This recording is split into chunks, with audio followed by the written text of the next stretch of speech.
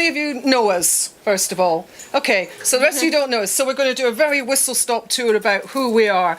I grew up, probably you can gather by the accent, in the Highlands of Scotland. I grew up being trained by Swain MacDonald, the Highland seer. We didn't call it witchcraft, we called it the craft of the wise. And it's something that's been going on for centuries. I then travelled all over the world because being a lovely thing called dyslexic and left-handed, I couldn't read.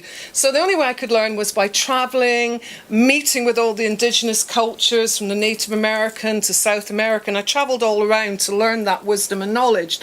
And what had happened, I'd learnt the craft of the wise. I was looking for something. I was searching like a lot of us do.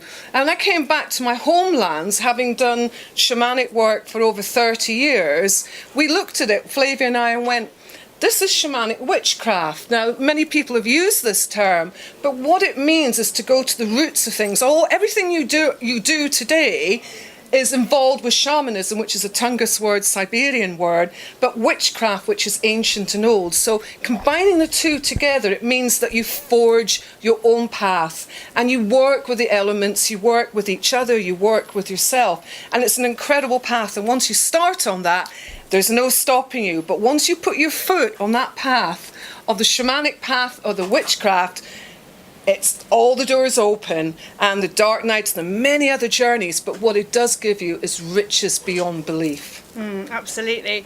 Mine's a slightly different story, and I was brought up on the edge of woodlands, and so the very first time I saw a fairy at 3 years old, and I was peering up one of those, huge old oak trees that was quite hollowed out. And as I looked up, I saw tiny little sparks of light. I instantly knew they were fairies. So I spent the rest of my childhood in the woods trying to find fairies, always leaving them offerings. Usually it was mud and gravel. I thought they'd like that. And my father had taught me to meditate at a really early age, so I was always out in the woods connecting with the trees, connecting with nature. And so my journey became very, very shamanic, but working with fairies. And what I actually ended up doing was working with fairies in a very witchcraft way, whilst working with shamanism. So working with the fairies, calling upon them, working in spells, but in a shamanic way, facing directions, working with the seasons, working with the wheel of the year as well. So we do that in witchcraft, but also in fairy craft as well. So it's really, really connected. And one thing that we found, and I think a lot of us fall into, and I remember, and I know Flavia is the same, that a lot of us tend to try and pigeonhole ourselves. Oh, what am I? Am I a medium, or am I a healer, or am I a witch, or what am I? But you are far greater than that, because, we're surrounded by books, but the greatest book of all lives within you. And the beautiful thing about the shamanic path, the witchcraft path, is that you do it your way. And I remember for years I got very confused because I'd stand in a direction with one country and it'd be different animals and different crystals. And I got so confused that at the end of the journey, when I said to Spirit, well, which direction do I stand in? What do I do? And they said, do it your way. And that's what is beautiful about this path. Whatever you choose to make it is you do it your way. And the important thing is to do that. And sometimes books are fantastic and they guide you. But at the end of the day, if somebody's saying do it this way, you might stand in another direction and go, no, that doesn't feel right to me. So you have to trust your intuition, trust your inner knowing, and trust that wisdom that resides within. But when we work with shamanism and witchcraft, how many here actually work in a shamanic way? Sort of try to. How many of you work in a witchy way? Yeah. Okay. How many of you just interested in either? The title just drew you. So you're probably like me. When I was a youngster, and same as Barbara, there's always this mysticism within me. And say if I went past standing stones or maybe a mound on a hill with trees, I always just had this amazing feeling within me. And I'm of the age when, does anyone remember Robin of Sherwood? It was on in the 80s. Oh, did that really draw you to paganism? When you see the stag with his antlers, and it was just, it just made your heart just absolutely sing. And I think that's drawn a lot of people to work with nature, but also to understand the magic of nature. There's so much magic. And when we work with witchcraft, when we work with shamanism, we're working with the 4 basic elements of earth, air, fire, and water. And they are all, when we work with magic, yeah, there are rules, like Barbara was saying, but sometimes we don't want to get het up on that. However, when we know, for instance, if you want to work with the element of earth that brings you protection, that brings you stability, it brings you grounding, we know that actually earth is related to the direction of north. We light a black or a brown candle to do our magic. So you might have an altar that's set in the north, you might have some earth on it, and anything related to the element of earth, so like rocks or a stone, or maybe crystals, maybe a plant pot, all ready so that you're acknowledging earth to do your magic relating to what earth represents, so that's stability, etc., to do spells in that actual way. And the same goes for the other 3 basic elements as well. As air, you face the east and you light a yellow candle. That's all about new beginnings, fertility. You would face the south and light a red candle, and that's representing the element of fire. And fire brings about passion. It ignites you so that you can step fully into your life purpose. And you can work with romance and love spells, that type of thing. I'm just giving you a really quick, around the elements and the directions. And so the west is related to the element of water. And when we connect to the element of water, that's about recognizing and working with our emotions, enabling us to go with the flow instead of being really static, and working to develop your psychic enhancements, to bring about prophetic dreams. And so we would face the west, we'd light a blue candle, and on that altar you'd be working with like seashells and anything to do with water. Oh, I forgot to say, with fire, you just need a candle and just to light it. What I love about fire is the fact that out of all the elements to work with, fire is the one that most magical practitioners work with, because we're always like lighting candles, yeah? And what I love about it is the fact that it doesn't even exist on this plane. Fire doesn't even exist on this plane until we strike a match or flick a lighter or rub 2 sticks together. And suddenly this whole energy just comes into this world, but really it's in the other world. It has like elemental beings within it. The salamanders are actually alive, and they bring it alive in this dimension, but really it comes from another dimension. I just think fire is so amazing, isn't it? I just thought I'd just add that in because I've got a bit of passion for fire there. I actually burnt my power finger on a fire about a week ago, and first of all I was like, oh my gosh, that was terrible. Then I went, it's just ignited that element of fire into my spells, so it was quite exciting. And the one thing that Flavia and I advocate is there is no wrong or right way. I have to stipulate, for all the years that we've been doing this work, you do it your way. And the reason I say that was that back when I worked with Swain had also worked with Alistair Crowtherley, because I'm from the Highlands of Scotland. There was Boleskine House. And I always remember when I was initiated into witchcraft at the age of 16, it was ritual. Now, for somebody who's dyslexic, it's very difficult to read all the time and then remember it all. And that's why this journey of merging the two together joins the left hemisphere, which is ritual, with the right hemisphere, which is ceremony. And this is so important. And nowadays, we're so educated into the left brain. We come into this world, we are all naturally right-brained, by the way. We're all in our right minds. And then we go into that schooling where it's suddenly through the corpus callosum into the left hemisphere, and it's like, logic, control. And it's only when we get to a certain point that suddenly we step back. So it's a balance. Have a balance. The left hemisphere for your work, the right hemisphere for your creativity. And the beautiful thing about shamanism, about witchcraft, is every time you step out underneath that moon, you don't have to do the same ritual, you don't have to do the same ceremony.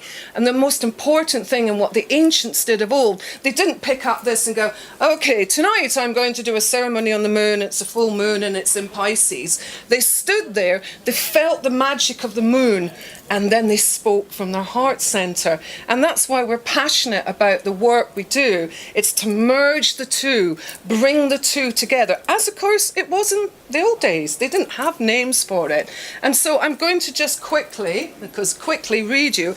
And we were comparing different aspects of shamanism and witchcraft. And this is the only time you'll catch me or Flavia reading, because we always speak from the heart, is we have shamanism and witchcraft. Then we have the Wheel of the Year, or Sabbats and Esbats. We have the spirit ancestors on the shamanic side. On the shamanic side, and the guardians and gatekeepers on the witchcraft side. So what that means is that that's who you're naturally connecting with. And if you're calling in a circle and calling to the spirits, on a shamanic side you will call to your ancestors and work very much with your ancestors. But in witchcraft you will call to the guardians and gatekeepers of each direction. And then we go on to the medicine wheel for the shamanic side, and we have casting a circle. So are you going to just quickly explain I each will one? actually, yeah. So a medicine wheel is is actually laid out. So shaman would lay out a medicine wheel like with stones or maybe crystals, and it's somewhere to go in. Again, you'll be connecting with the different directions, but it's a place of sacred space to connect with spirit. But in the witch's side, you would cast a circle, because with a circle around you, you might get a staff and wave it around you, or you might sprinkle some salt around you, or actually use a wand and walk around like this. What you're doing is creating that energy around you, so nothing of a lower vibration can come in when you're doing your magical spells, or if you're a shaman, when you're connecting with just quickly do that. I always joke at that, don't I, when I say, well, just get your power finger out and off you go. So then we have the ceremonies we talked about. Ceremonies are from the heart. Rituals, again, we learn them, we format them. And then we have, on the shamanic side, we have plant teachers, and then we have herbs, and I think that's pretty self-explanatory. Then for animals, we have the animals, and for the witches, they're known as familiars. Yes, so a familiar, we've always heard stories, haven't we, with a witch with a black cat or with a toad, and what that actually comes from is having like a magical companion. And in the old days they believed that a witch was so evil and terrible that they'd work with a cat, or they became a cat themselves, rather like shape-shifting. And again, that comes into to similarity with shamanism, because the shaman journeys deep within and then can shapeshift into an animal. And what's interesting is the comparisons. When you look at them, they're so in line with one another. Then, of course, the elements are the elements, the directions are the directions. And then the shamanic aspect is journey work, and within witchcraft is aspecting. Then the medicine, then spells, healing, both the same all the way through. And then we have in the shamanism, we have trance, and we're going to do a drum journey tonight as well. We brought our drums along. And then there's invocation. Then we have, which is wonderful and we love doing, is with the shamanic work, is the drawing up from the earth. And if you ever go out into nature and you stand there and just spread your legs and draw the energy up to the heart center, raise your arms up and draw the energy down into the heart center, it's so powerful, because you're combining as above, so below within the heart center. I just want to go back, I hope you don't mind, just back to the animal side of it when you mentioned medicine. And when we work with animals in a shamanic way, we talk about an animal's medicine. So you could be out in nature and suddenly, for instance, give me an animal, think of an animal. Crow. A crow comes along. Suddenly a crow comes in front of you. You've been out walking in nature and suddenly an animal might scuttle past you. That is always believed in shamanism, that animals come to you with a message to offer you its medicine. Basically, its medicine is its energy, and every single animal holds its own energy that comes to you as a gift, or comes to you in a gift as in a message. So if a crow suddenly was squawking around you, crows represent the magic and the mystery. So you know that it's really calling you to follow that path. The same. So if you're waking up in the morning and Mr. Crow's outside going caw, caw, caw, You just know. and it's happening all the time, start listening. When you're driving along in your cars or walking around, there's messages. Even in the middle of London, you'll see animals. Maybe an old fox will run out in front of you. And it's time to be cunning. You know, you just look at what each animal represents and you realise it's medicines coming to you as a gift. And the thing is, especially in sort of in London itself, we've lost the ability to have that fire in our hearth. We lost that ability. We put, you know, double glazing up and we lose that element. And it's about going out into nature as much as you can. But even in London, the magic, you know, the pigeons, they're great medicine, especially if they drop on you, but that's another story. Now, what does that message mean? Well, there's quite a lot of that. But there is so much nature in London, you know, and there's spirit in absolutely everything, as you know. And you might think, oh, just out in the country where nature is, that's the only place where fairies exist, for instance, the nature spirit. But of course they're here because there's a nature spirit for absolutely everything that's alive. And so on the shamanic side, you've got journey book where you write your journeys. And then, of course, we've got the Book of Shadows. So the similarities, and again, spirit and all, and deities. And when we look at everything, it's about, as Flavia was saying, even here, it's the spirit in every person you meet, the spirit of every animal, every pigeon, every bird, every animal that you meet, every herb, whatever it is, has that spirit. And it's the ability to get out of the logic and listen. You know, if you want to know about a crystal, pick the crystal up and say, teach me.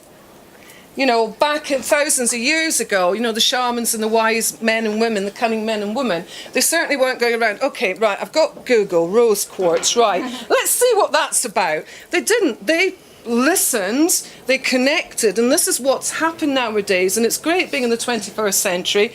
You know, you can have your broomstick and have a motorbike at the same time.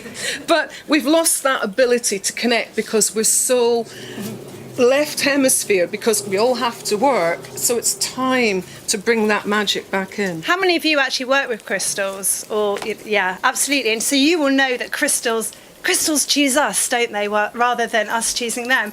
And as we stood here tonight, I don't know if you saw me pick up a crystal, this turquoise was on the ground. And what's turquoise about? It's about communication. It's about the throat. So it's, you know, no surprise that it was here ready for where Barbara and I were about to speak. So the crystal turned up with its own medicine, i.e. its energy. That's amazing, isn't it? And there's lots of things, you know, within each tradition, as you draw them together through the ceremonies, through whatever you may do, from sweat lodges to vision quests to drawing down the moon to whatever you may do. As we said at the beginning, make it your own. And trust. The one thing within this work is trusting and knowing. And that's what shamanic witchcraft is about, is drawing, which we have here.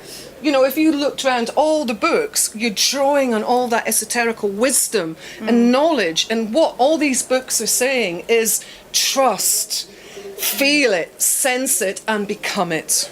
And the way we work is that we draw from our experiences. We started from an absolute deep passion from when we were little girls, and we just followed that and trusted that. And I know that each and every one of you here has got just something deep within them, that you know there's something more and you love that magic and just want to be a part of it. And you know that you are part of it.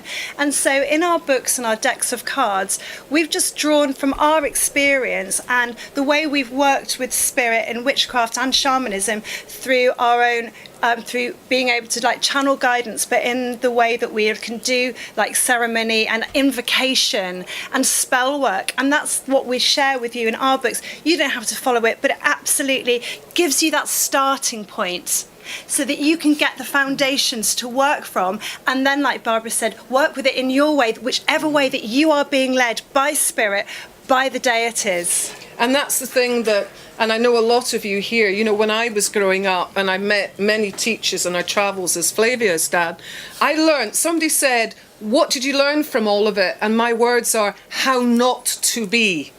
And if anyone says you must do it this way or you must do it that way, walk. Yeah. Walk. Yeah, absolutely. You know, we do a lot of shows, don't we? Yes. We do a lot of, we're on the Mind, Body, Spirit circuit. We're on the pagan festival circuit as well. Yeah, and sometimes we have people coming up to us saying, I've just been told this and I've just been told that and I'm really worried about it. And we're saying, don't.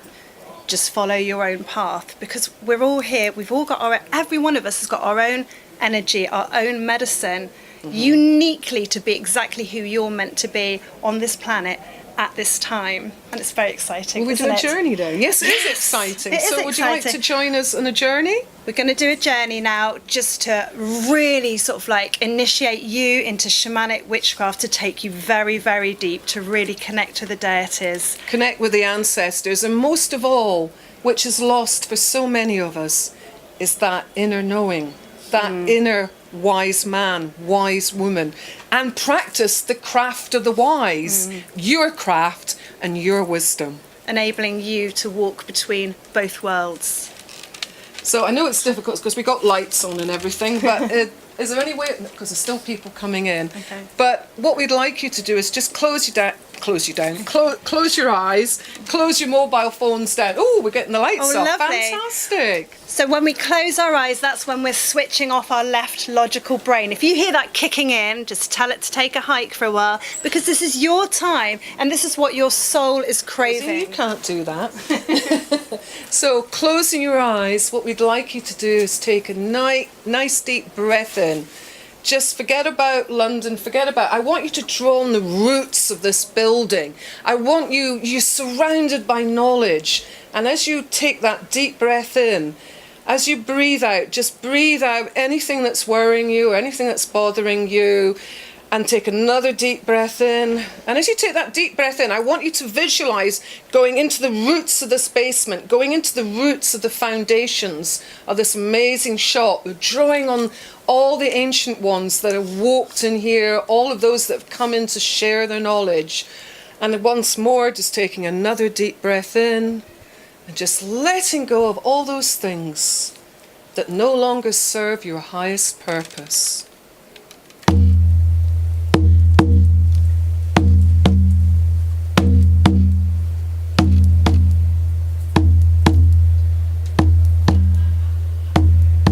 So feel your body relax further as you continue to breathe deeply, and feel yourself sink down and down into the earth.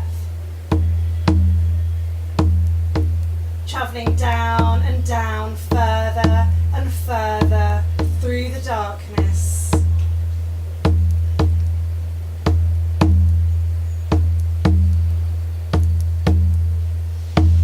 And here you stop in the dark chambers of what appears to be a cave.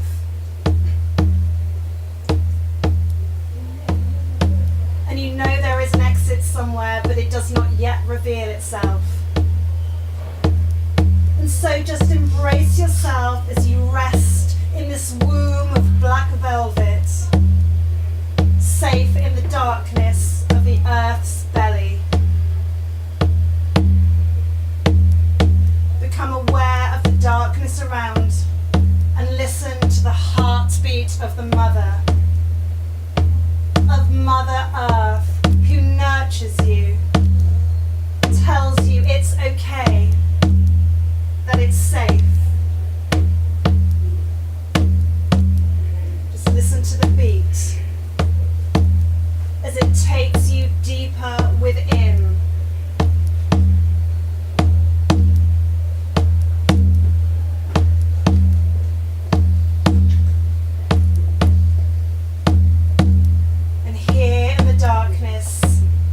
You become aware that this is where the magic begins. This is the place where you can really be you.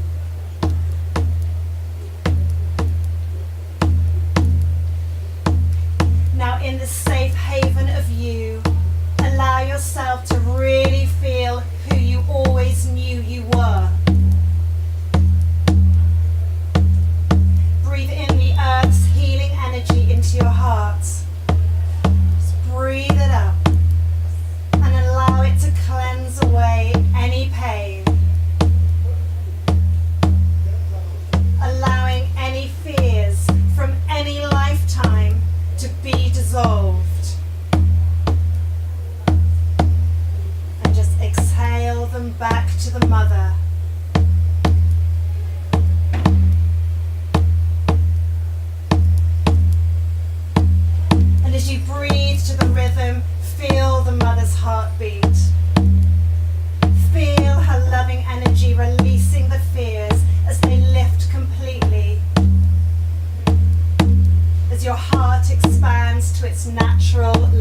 self.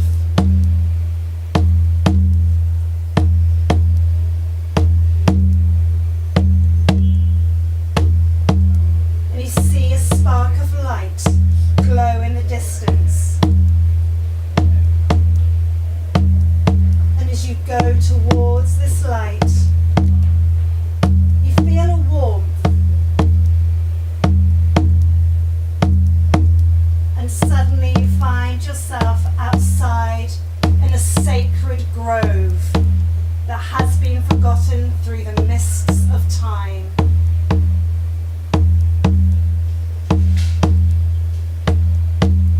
In the middle of the grove, you see huge standing stones making up the walls of an ancient burial chamber with a grassy roof on top. And as you stand in this sacred site, you become aware of the energies of many ancient and once honoured deities. You know you have been here many times before, and you feel the magic coursing through this place,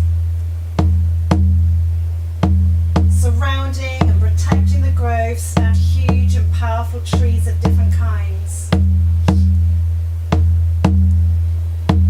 And you feel the call from one of these keepers of wisdom.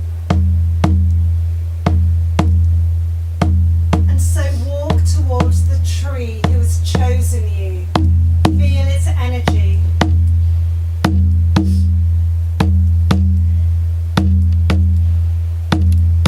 And as you stand before it, just feel your strong roots from your feet attached to the earth below you.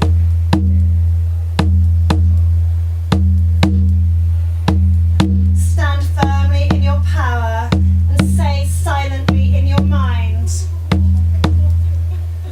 "Inner witch, I call upon you. Awaken and assist in all that I do.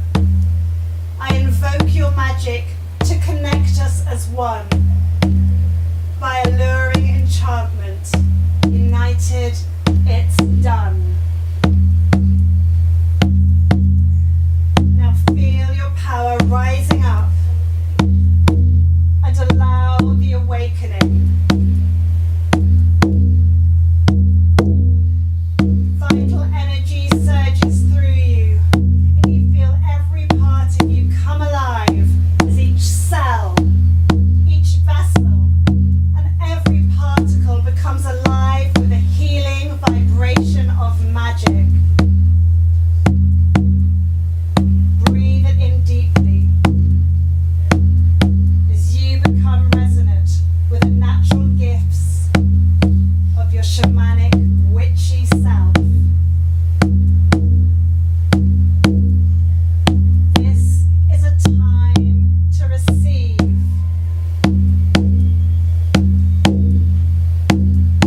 So allow yourself to be willing to accept these gifts that are your birthright and fully embrace your natural and very powerful ancient wisdom, knowing, and healing.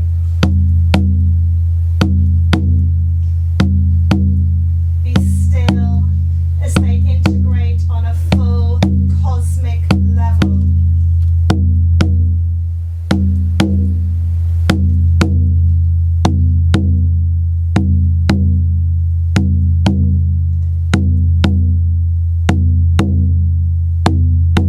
And with a blast of light, see in front of you a god or goddess of the old ways appear in front of you. You have worked with this deity in many lifetimes and know each other on a deep soul level. Your relationship is still strong. It is only in recent incarnations that you as the self has forgotten.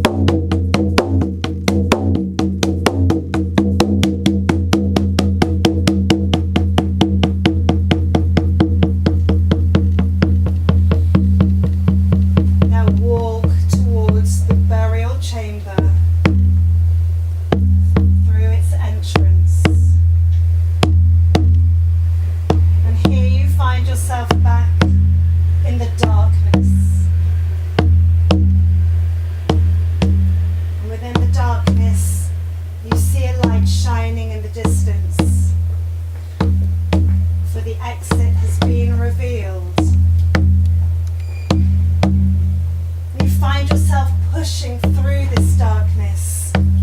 Push and push and push. It's a struggle, like a birth. And finally you make it, and the light shines all around you. And you're back in the here and now. You feel your feet on the floor. You take a deep breath as you realise that you have just walked between the worlds, and this is a gift that you've now brought into your own world. For you have been initiated into shamanic witchcraft.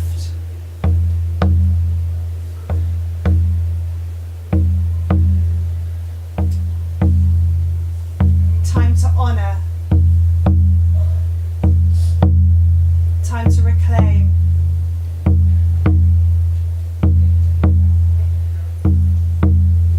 And be the power that you truly are. So mote it be. How you're feeling? Just nurture that, honour Just that. slowly, in your own time. Just nurture. Within this path, many people run. It's not an easy path, but its rewards are amazing. Why? Because you discover who you are, who you've been through all these lifetimes. You discover that what you've done is what you have done many lifetimes before. That ancient knowledge, the ancient ones call to you in whatever way it may be, through visions, through dreams, through walking, through meditation. They are there. The spirits, the ancestors are always with you. I remember once this song came to me and it was, get out of your head and into your heart. There you'll know when to start. It's not the thinking, it's the feeling, it's the knowing and believing. And what I would say to you all is when that inner critic comes along and goes, just say, go away. I've heard enough of you. I've heard all your stories. I've heard how you've confused me. I am now stepping on to my path, my way, my vision, my dreams. And that's why it's so simple. Life is made very complicated, and this path is the path of the heart, the path of initiation. And yes, it's hard, it's not easy, but the rewards are incredible. And your heart is wide open now to just receive, and you've connected with that spirit and that soul of who you really are that never ever really forgets. So you've connected with a deity that you've always known. It's only us that forgets, but in our blueprint, in that deep soul level, that relationship was always there, and that deity's never forgotten. So, yeah, well done. How are we doing on time? What we always... very absolutely important. Centering, grounding, protection is absolutely paramount. I'm just going to be doing a book with Hay House all on that actually as we work through that. And one of the easiest techniques, and at the end of it we were just going to, before you head off out, we were just going to get you, so you've preempted what we were going to do, but that's good because we just brought you back. A wonderful way of doing it is, again, the world tree, the Aximundi. Get your roots down, get into the earth. Everyone's got a different way. A lot of you carry crystals around with you, and it's really important, especially going out here in London with all the different energies. So what we always say to people is just visualise, and especially, you know, we've been drumming over 30 years now, and it's very much, especially after that, it's about feet on the earth, connecting roots, become the tree, and spread those roots out.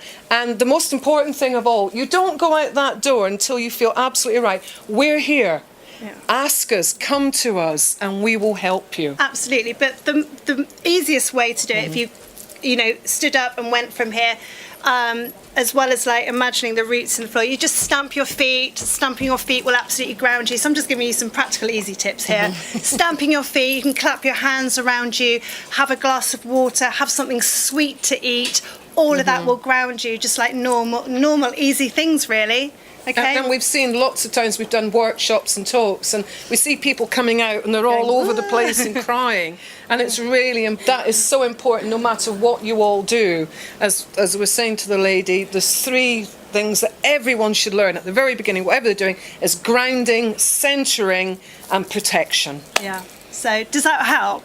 There's a lot of you have got, I'm seeing all Sacred the different symbols. so that's really good for grounding. And look at this handbag. Sorry, I didn't notice that first. Handbag there with all sacred symbols. Very grounding indeed. Yeah. You wanted to ask something?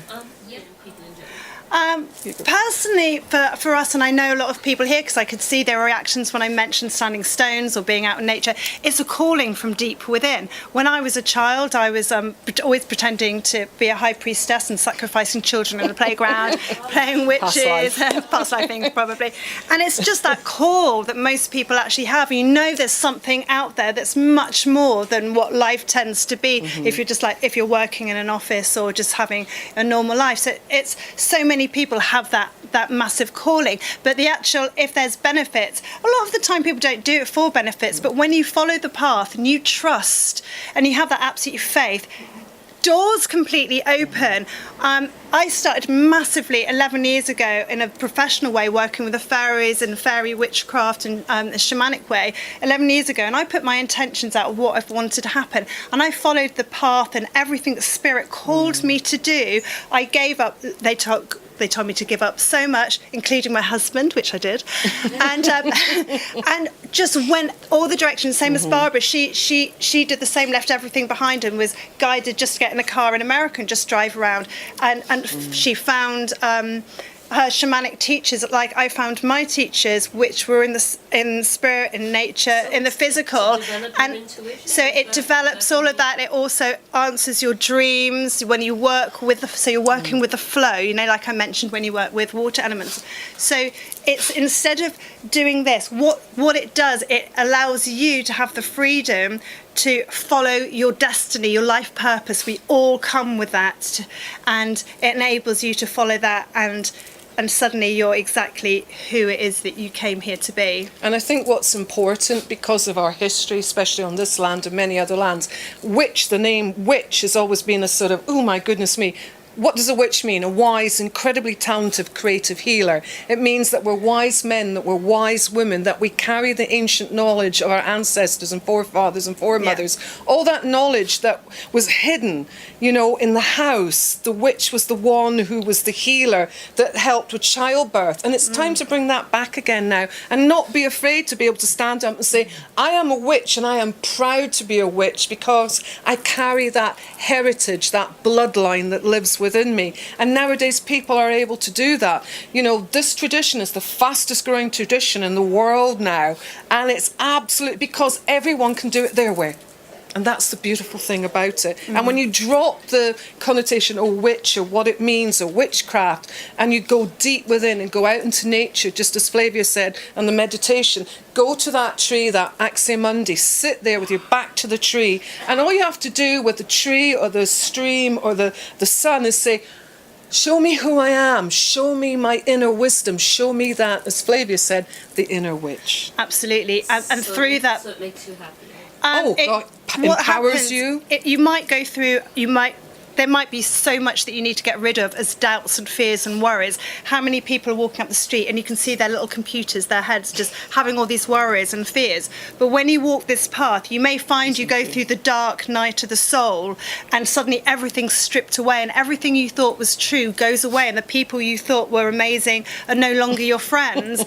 However, what it does, it unearths everything to bring you that truth, and eventually you realise who you are. It brings you strength, it brings you courage, and it shows you the actual way that you were meant to go. So it's a real truth enlightener, and suddenly those fears and worries go away. And so you might have heard the term the ancients used to say, know thyself. So you become, and you know yourself, you know who you are, so you're standing in your power, so no one can ever have power over you. So life is Oh gosh, you become a hollow bone. There's no thoughts. Yeah. The thoughts go because the thoughts are created from everyone else. As you grow up, your left hemisphere collates all the things, and it always remembers. Have you ever noticed? It always remembers somebody said, "Oh, you're no good," or "You're this." It always looks at the negative connotation rather than the "You're amazing," "You're incredible," Yeah. and it always sneaks back to that. And what this does, it's what is it about a witch and all the timelines of all our history? Empowerment. And we have all been disempowered through all our lifetimes, our ancestors, and it's time to empower ourselves again and to bring back, honour our ancestors, our grandmothers and grandfathers who fought for all of us through all those things that they did for us, from all the herbs that they carried forward to today. In what sense is it empowering? Do you get empowered? Personal empowerment. Because, like I said, like when you truly know yourself, because you're just following in that faith, but you're feeling everything around you. You're acknowledging the seasons. You're acknowledging the weather, and you understand that which element is bringing in whichever weather front, and you recognise it, and you just so you become part of it. And in that meditation, we talked about walking between the worlds, and so you're walking in this material world, but you're so connected with the spirit world. So you have everything in one. You become the sun, you become the wind, you become the air, you become one with everything, and then there's no separation, and that's the problem, is being the separation. And when you come with the sun and you become one with the sun, and you are the earth, the sky, the ocean, as above so below, and you come into that heart centre, there's no more thought. So it's a more aware consciousness. Yeah. Absolutely. Yes, it is. Yeah, it's an expansion. With power, with empowerment. Yeah. Hi. Can I just ask, every And- day, and can I- Hang on. like for a job or whatever? Yeah, and can I explain to you as well, the reason why we're so passionate about it is because both of us have been there and back again. We've experienced everything there is to experience. We've gone through the mill, and what we do, like Flavia does, the cards in the morning, we do the affirmations, yeah, we do the always. meditations, we're working with crystals. We're constantly, as soon as we walk out here, we're in constant dialogue with the world, with the animals. We're aware of Do the... other people see it and acknowledge and be empowered? But it isn't. by It isn't. isn't. It's from within. It's not. It is. No, it's not. So what it is that it's about learning who you are. Said the ancients talked about know thyself. It's actually working from inside out, not the other way. We're so. That's Absolutely, exactly. yes. So we're in a relationship with ourselves. You cannot receive love or actually truly love another until you fully receive yourself, absolutely love yourself. Just like being like, oh my God, I love my hands, everything about my body, everything. When you truly are in that place because you love spirit and the nature around you, that's when you can give out to everyone else. And that's true empowerment, because it doesn't matter what anyone else says to you. They can't knock you off. You're like a strong tree. You have strong roots, and you're in that place of feeling fantastic and wonderful because you know who you really are, and that's how you can help others then. And we've both, we have our ups and our downs, but 90% we're in there and we don't let anyone, if somebody says something, we go, oh, that's projection, or, We understand. we understand what is going on because we've learnt about ourselves. Yeah. And therefore we are a part of all of you as you are a part of But us. of course, it's been a heck of a process. It really, really has. We've been through all the learning, and we've been everything that everyone else has been, and gone through worries and everything. Yeah. But this is like where we've got to now, and we just enjoy just sharing that knowledge and wisdom that we've learnt and gained along the way with others, and that's our mission. And if we can help in any way, that's what we would love to do. And what is it Buddha said? If you can help one person this lifetime, you've done your job well. Yeah. So thank you all Thank you so much for making the effort to come Thank and you. listen. Yeah, thank you. Blessed be. Blessed be. And if you want to ask us any questions, we've got all our oracle decks and books. And Flavia's just done a lovely fairy book with Hay House. Yeah. That's just been launched. Yeah, And about nature spirits, and there's So- loads of spells in there and different ways that you can work with nature and the fairy, and the have fairy a magic. safe journey Yeah. home. And as that lady was saying about grounding, there's a lovely song. And you can do this as you're walking out. It's very simple. It's, I am a walking tree. You are a walking tree. So, I am a walking tree. You are a walking tree. And off we go. Just gorgeous, and that is a beautiful way. And you cut the tree, and you plant lots of trees all the way through London. Thanks so much. Thank Many you all so blessings. much. Lovely to meet you. Aww.